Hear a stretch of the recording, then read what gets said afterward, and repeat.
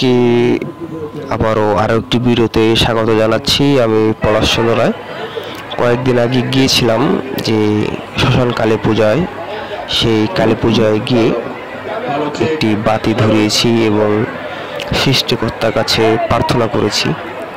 কারণ আমার এই দুনিয়াতে আমার যে অভিভাবক ছিল, আমার যে জন্মদাতা পিতা ছিল, তিনি হয়তো পরলোক গমন করেছেন। আশা করি তিনি স্বর্গবাস লাভ করেছেন।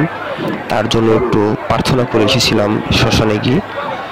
আসলে মূলত এটি সেই ভিডিও।